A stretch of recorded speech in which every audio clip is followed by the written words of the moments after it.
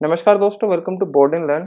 इस चैनल पे एक नई वीडियो सीरीज शुरू हो रही है, basics of the world map, जिसमें हम विश्व मानचित्र के सभी पहलुओं को जानेंगे। ये इस सीरीज की पहली वीडियो है जिसमें हम वर्ल्ड मैप की बहुत ही बेसिक नॉलेज, जिसमें कॉन्टिनेंट्स, ओशियंस, उनका एरिया, उनकी लोकेशंस वगैरह सब आते हैं। तो इसी बात के ऊपर हम चर्चा करेंगे। तो चलिए आज का लेक्चर स्टार्ट करते हैं without wasting more time.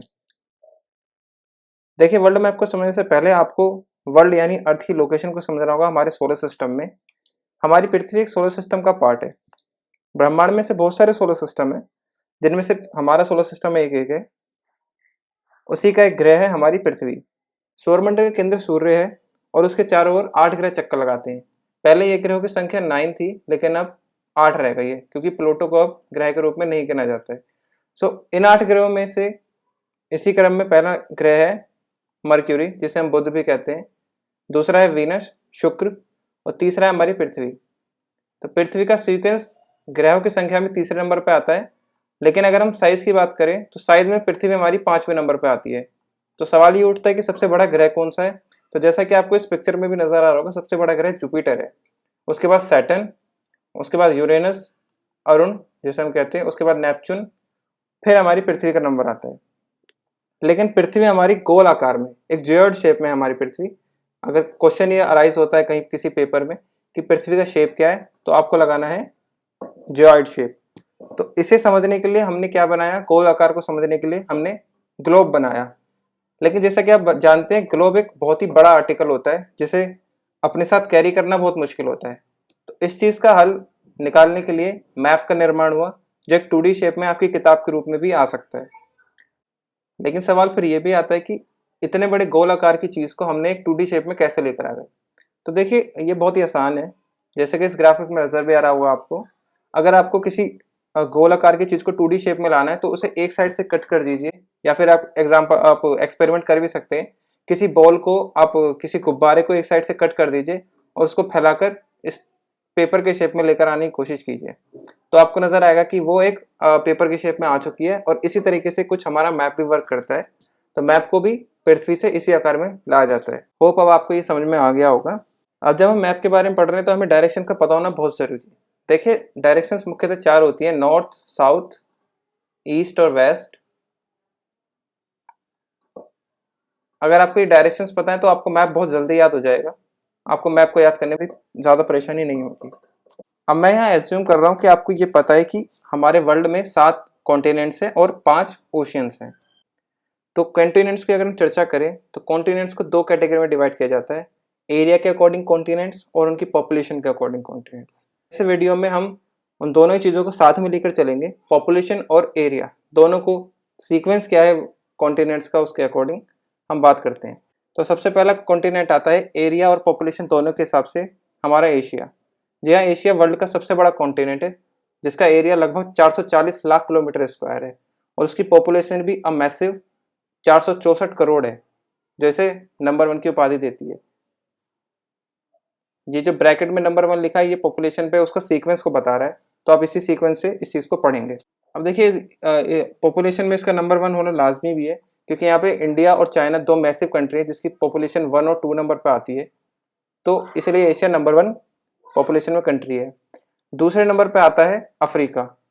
Africa का एरिया 297 लाख किलोमीटर स्क्वायर है।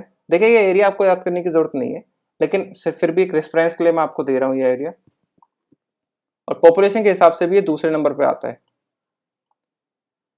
एरिया के हिसाब से तीसरे नंबर पे आता है नॉर्थ अमेरिका, लेकिन पॉपुलेशन के हिसाब से ये चौथे नंबर पे आता है।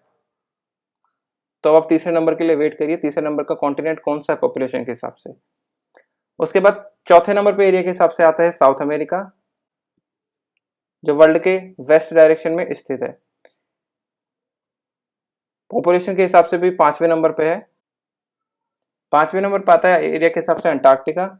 यहाँ पे कोई पॉपुलेशन नहीं रहती, क्योंकि ये बहुत ही सुदूर साउथ में स्थित है। यहाँ पर सिर्फ बर्फ ही बर्फ है। इंसानों का रहना यहाँ पे बहुत ही मुश्किल है, लेकिन कुछ वैज्ञानिक जाते हैं रिसर्च पर्पज के लिए वहाँ पे। छठे नंबर पे एरिया के हिसाब से आता है यूरोप, जिसकी पॉपुलेशन 74 करोड़ है, और ये वर्ल्ड का तीसरा पॉपुलस कॉन्टिनेंट है। इसकी पॉपुलेशन ज्यादा होने का कारण एक ये भी है कि ये पूरा मैदानी एरिया है, यहाँ का ज्यादातर पार्ट मैदानी है। 7वें नंबर पर आता है हमारा ऑस्ट्रेलिया।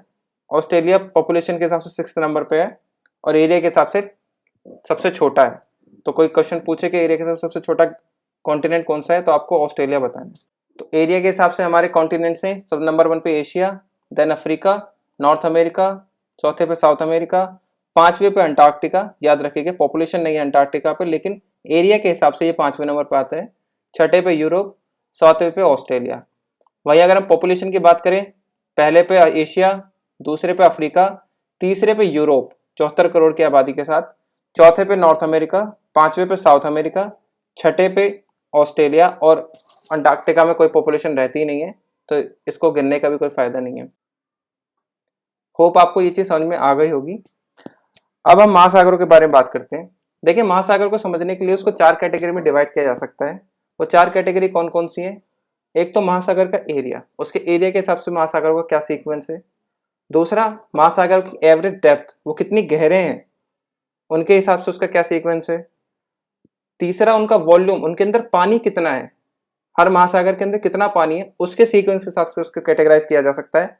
और चौथा होता है कोस्ट लाइन, यानी कि ये जो महासागर का कोस्ट लाइन नजर आ रही है, इसकी लंबाई क्या है, सबसे ज्यादा लंबा कोस्ट लाइन किस महासागर का है। तो इस तरीके से हम महासागरों को कैटेगराइज करते हैं 4 कैटेगरी में। तो पहले की 3 कैटेगरी हैं, एरिया, वॉल्यूम और डेप्थ। इन तीनों के हिसाब से महासागरों का सीक्वेंस मैं आपको यहाँ पे बताऊंगा। कोस्ट लाइन के अकॉर्डिंग थोड़ा सा महासागर का सीक्वेंस चेंज हो जाता है, उसके बारे में बाद में चर्चा करेंगे। तो बाकी तीनों के अकॉर्डिंग सबसे बड़ा महासागर है पैसिफिक ओशियन। जी हाँ, ये वर्ल्ड का सबसे बड़ा महासागर है पैसिफिक ओशियन, जिसे हिंदी में हम प्रशांत महासागर कहते हैं। दूसरे नंबर पर आता है अटलांटिक ओशियन, ये वर्ल्ड का दूसरा सबसे बड़ा महासागर है। तीसरे नंबर पर आता है इंडियन ओशियन। तो ये दुनिया का एकमात्र ऐसा ओशियन है जो किसी कंट्री के नाम पे है, और देखिए ये हमारी गर्व की बात है कि वो हमारी कंट्री इंडिया ही है। चौथा सबसे बड़ा ओशियन है आर्कटिक ओशियन, जो सुदूर नॉर्थ में स्थित है, नॉर्थ पोल पर एकदम। पांचवें नंबर पे आता है सदर्न ओशियन। देखिए सीक्वेंस तो आपको पता चल गया है, लेकिन इनकी कुछ डिटेल्स में मैं आपको बताता हूँ। ये कहीं भी पेपर में पूछी नहीं जाती हैं, किसी भी एग्जाम में पूछी नहीं जाती हैं, पर फिर भी एक रेफरेंस आपको पता होना चाहिए। तो सबसे पहले आता है हमारा पैसिफिक ओशियन, जिसकी एवरेज डेप्थ यहाँ पर आपको नजर आ रही होगी 4188 मीटर इसकी एवरेज डेप्थ है, यानी कि ये इतना गहरा है। सोचिए 4 किलोमीटर से ज्यादा गहरा ओशियन है ये, तो ये बहुत गहरा ओशियन है। और इसका एरिया मैसिव इतना है 16,62,40,000 किलोमीटर स्क्वायर। वॉल्यूम को मैंने यहाँ इंक्लूड नहीं किया है, क्योंकि वॉल्यूम पढ़ना हमारे लिए इतना जरूरी नहीं है, लेकिन वॉल्यूम के अकॉर्डिंग भी सीक्वेंस यही बनता है। तो सबसे बड़ा ओशियन है पैसिफिक ओशियन। दूसरे नंबर पर आता है अटलांटिक ओशियन, जिसकी एवरेज डेप्थ यहाँ पर नोटिस्ड है। और अगर कोई आपसे पूछे कि एस शेप का ओशियन कौन सा है, तो आपको बताना है अटलांटिक ओशियन। पेपर में बहुत बार क्वेश्चन भी आए कि एस शेप में कौन सा ओशियन होता है, तो आपको आंसर करना है अटलांटिक ओशियन। तीसरा हम बात करें इंडियन ओशियन के बारे में, तो इंडियन ओशियन इंडिया के जस्ट साउथ में है, और इसकी एवरेज डेप्थ और एरिया इतना है। चौथा है सदर्न ओशियन। सदर्न ओशियन बिल्कुल साउथ में स्थित है, साउथ पोल पर, अगर मैं कहूँ तो गलत नहीं होगा। तो अगर आप देखें तो ये है अंटार्कटिका कॉन्टिनेंट। अंटार्कटिका कॉन्टिनेंट के 60 डिग्री लैटिट्यूड, ये लैटिट्यूड क्या होता है इसे मैं आने वाली वीडियो में आपके साथ डिस्कस करूंगा। तो 60 डिग्री साउथ लैटिट्यूड तक जितना भी ओशन फैला हुआ है, उसे कंसिस्ट किया जाता है सदर्न ओशियन में। तो यहाँ पर आप देखेंगे ये अफ्रीका है, तो अफ्रीका के ये वाला कॉन्टिनेंट है, ये वाला जो ओशियन है ये है इंडियन ओशियन। ये वाला ओशियन है अटलांटिक ओशियन। ये वाला ओशियन है पैसिफिक ओशियन। तो पैसिफिक ओशियन सबसे बड़ा है यहाँ, अगर आप देखें तो। दूसरे नंबर पर अटलांटिक है, तीसरे पे इंडियन। तो चौथे नंबर पर सबसे बड़ा ओशियन है सदर्न ओशियन। उसके बाद में पांचवें नंबर पे आता है आर्कटिक ओशियन। तो आर्कटिक और अटलांटिक में कंफ्यूज नहीं होना है। आर्कटिक एक हमारा नॉर्थ पोल है और अटलांटिक हमारा सदर्न पोल है, और अंटार्कटिक एक कॉन्टिनेंट है और आर्कटिक एक ओशियन है, तो इस चीज में भी कंफ्यूज नहीं होना है। तो नॉर्थ पोल के ऊपर जो ये वाटर बॉडी है, इसे हम कहते हैं आर्कटिक ओशियन।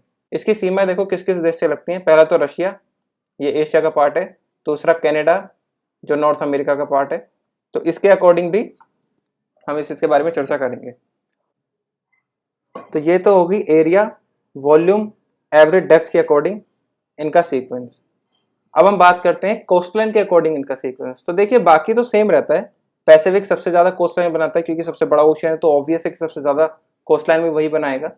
दूसरा अटलांटिक, तीसरा इंडियन ओशन, अब यहाँ चेंज हो जाता है, जहाँ सबसे बड़ा ओशन सदर्न था पहले चौथे नंबर पे, तो यहाँ पर कोस्ट लाइन के अकॉर्डिंग इसका सीक्वेंस ले लेता है आर्कटिक ओशन। तो यहाँ देखेंगे आप बहुत बड़ी कोस्ट लाइन बना रहा है, वेरी सदर्न ओशन इतनी बड़ी कोस्ट लाइन नहीं बनाता क्योंकि वहाँ पे सिर्फ एक ही कॉन्टिनेंट है जो है हमारा अंटार्कटिक। तो बस यही चेंज है इसमें, और कोई चेंज नहीं है। अब एग्जाम में पूछ लेता है नंबर ऑफ कंट्रीज भी, कि किस कॉन्टिनेंट में कितनी कंट्रीज है।